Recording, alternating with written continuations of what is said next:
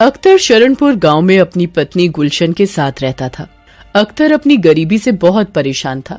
न उसके पास खुद की जमीन थी, न पैसा की रोजगार कर सके। दिन भर मजदूरी करके जो थोड़े बहुत 20-30 रुपए मिलते, वो 2 वक्त की रोटी के लिए ही निकल पाते।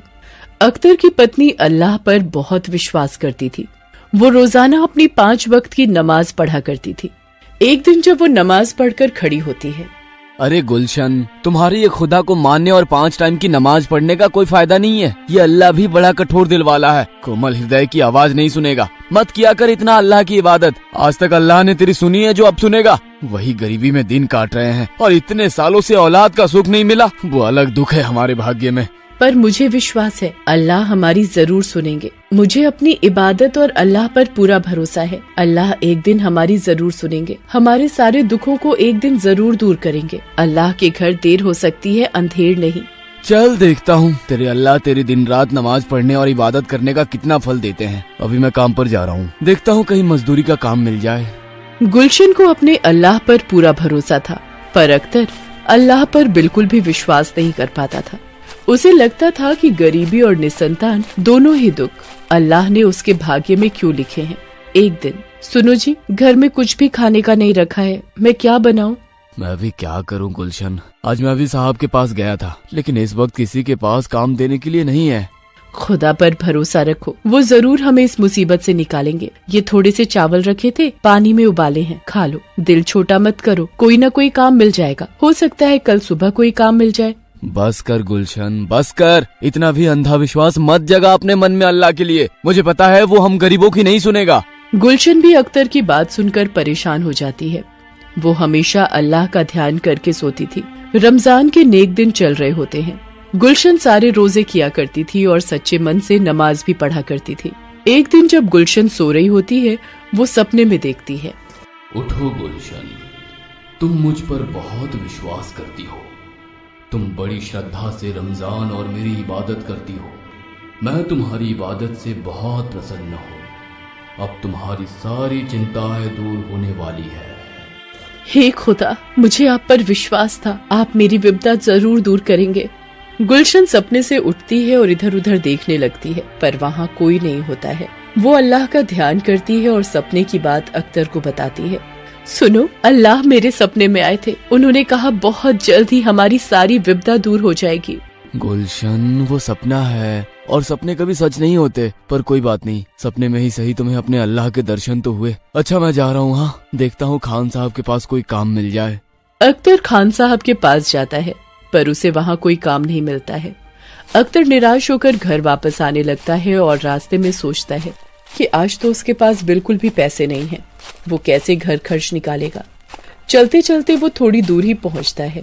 उसे पीछे से एक आवाज आती है। अरे भैया सुनो तो, मैं तुम्हें ही बुला रहा हूँ। जी बोलिए, क्या काम है? जब तुम खान साहब के पास काम मांग रहे थे, मैं वहीं पर बैठा था और तुम्हारी बातें सुन रहा था। मैं तुम्हारे जैसे ही किसी व्यक्ति की तलाश में था बेटा। क्या तुम मेरे लिए काम करना चाहोगे? मैं तुम्हें अच्छे दाम दूंगा। क्या नाम है तुम्हारा? हाँ हाँ, मेरा नाम अख्तर है। मुझे अभी पैसों की बहुत जरूरत है। आपकी बड़ी मेहरबानी होगी अगर मुझे कोई काम मिल जाए तो। बताइए ना, मुझे क्या करना होगा? अख्तर, मैं बहुत बूढ़ा हो चुका हूँ। कुछ सालों से मेरी इच्छा थी कि मैं मक्का से जमजम का पानी लाऊं और यहाँ जरूरतमंद लोगों को मस्जिद में दूं, पर मेरी उम्र इतनी हो चुकी है कि मैं थोड़ा दूर भी चलकर थक जाता हूँ। क्या तुम मेरे लिए मक्का की परिक्रमा कर सकते हो और वहाँ का पानी भरकर ला सकते हो? यदि हाँ, तो मैं तुम्हें इस पूरे काम के लिए 1 लाख रुपए दूंगा। बूढ़े व्यक्ति की बात सुनकर अख्तर को 2 मिनट के लिए विश्वास नहीं हुआ कि अचानक 1 लाख रुपए कमाने का उसे मौका मिल गया। उसने सपने में भी 1 लाख रुपए कमाने का नहीं सोचा था। अख्तर ने बूढ़े व्यक्ति को एकदम हाँ कह दी, क्योंकि उसे पता था कि वो इस वक्त गरीबी और लाचारी में किस तरह दिन काट रहा था। उसके पास कोई काम नहीं था। अख्तर बूढ़े व्यक्ति से बोला, ठीक है बाबा, मैं आपका काम कर दूंगा। मैं मक्का से जमजम का पानी ले आऊंगा बाबा। ठीक है, तुम कल सुबह ही मक्का के लिए निकल जाओ। फिर जब तुम वापस आओगे तो मैं तुम्हें पूरी रकम दे दूंगा। ये कुछ पैसे रखो, रास्ते में तुम्हारे काम आएंगे। बूढ़े व्यक्ति को मक्का से जमजम का पानी लाने के लिए हाँ बोलकर अख्तर घर आ जाता है और गुलशन को बताता है। गुलशन भी ये बात सुनकर बहुत खुश होती है और अख्तर के जाने की तैयारी करती है। अगले दिन सुबह अख्तर मक्का के लिए निकल जाता है।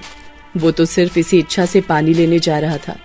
जैसे ही वो जमजम का पानी ले आएगा, उसे रकम मिल जाएगी जिससे उसकी गरीबी दूर होगी। अख्तर मक्का पहुंच जाता है और परिक्रमा कर जमजम का पानी भर लेता है। अख्तर अकेला ही मक्का के लिए निकला था, इसलिए जब वो अकेला आ रहा होता है, रास्ते में उसे बहुत से लोग मिलते हैं जो अल्लाह की इबादत कर रहे होते हैं। अख्तर भी अल्लाह की इबादत करता हुआ वापस आ रहा होता है। आते समय अख्तर को एक झाड़ी के पास से आवाज आ रही होती है, कोई 2 घूंट पानी पिला दो, बहुत प्यास लगी है। बहुत प्यास के मारे मेरा गला सूख रहा है। कोई मेरी मदद करो। अरे आप कौन है बाबा, और यहाँ कैसे, वो भी इस हालत में? मैं यहीं पास के गांव में रहता हूँ। मेरी आंखें नहीं है बेटा, मैं देख नहीं सकता। भोजन की तलाश में गांव से दूर निकल आया, रास्ता भटक गया। मुझे बहुत प्यास लगी है बेटा, 2 घूंट पानी पिला दो, अल्लाह तुम्हारा भला करेंगे। क्या करूं, मेरे पास पानी पीने का नहीं है, बस यही जमजम का पानी है जो उन बूढ़े बाबा के लिए लेकर जाना है। अगर मैं ये पानी इन्हें पिला दूंगा तो उन्हें क्या बोलूंगा? ये पानी तो जरूरतमंद परेशान लोगों के लिए है, और लाचार बाबा को जो प्यास से व्याकुल हो रहे हैं, ऐसे तो नहीं छोड़ सकता ना। मैं इन्हें पानी पिला देता हूँ और उन बूढ़े बाबा को बोल दूंगा कि मैं पानी नहीं ला सका। शायद मेरी किस्मत में पैसा कमाना लिखा ही नहीं था। अख्तर उस व्यक्ति को मक्का का जमजम का पानी पिला देता है। व्यक्ति की प्यास बुझ जाती है। वो अख्तर को शुक्रिया कहता है, बेटा आज तुमने इस बुरे वक्त में मेरी सहायता की, मेरी प्यास बुझाई। अल्लाह तुम्हें हमेशा खुश रखे। बेटा आज तुमने मुझे अंध फकीर को पानी पिलाया है, मैं भी तुम्हें कुछ देना चाहता हूँ। ये पोटली अपने पास रखो और घर जाकर ही इस पोटली को खोलना। बाबा मैं आपको घर छोड़ देता हूँ, आप अकेले कैसे जाओगे? नहीं बेटा, मैं चला जाऊंगा, तुम्हें भी तो समय पर घर पहुंचना होगा। तुम्हारी बेगम गुलशन तुम्हारी राह देख रही होगी। अख्तर अपने घर की तरफ चल पड़ता है। रास्ते भर अख्तर यही सोचता है वो उस बूढ़े बाबा को क्या जवाब देगा। रमजान का भी आखिरी दिन है, दोबारा भी पानी लेने नहीं जा सकता। वो ईद पर नहीं पहुंच पाएगा। वो मायूस अवस्था में गांव पहुंचता है और खान साहब के पास जाता है। खान साहब, जब मैं उस दिन आपसे काम मांगने आया था तो यहाँ एक बूढ़े बाबा बैठे थे, क्या आपने उन्हें कहीं देखा है? कौन से बूढ़े बाबा? मेरे यहाँ तो मक्खी भी नहीं बैठती मेरी बिना इजाजत के, तो कोई बूढ़ा बाबा कैसे बैठेगा मेरी दुकान के पास आकर? यहाँ कोई नहीं आया था। फिर वो बाबा कहाँ गए? उन्होंने तो मुझे कहा था कि वो मुझे यहीं मिलेंगे। अख्तर ने गांव में हर तरफ उस बूढ़े व्यक्ति की खोज की, पर वो बूढ़ा व्यक्ति अख्तर को कहीं भी नहीं मिला। अख्तर निराश होकर घर आ गया।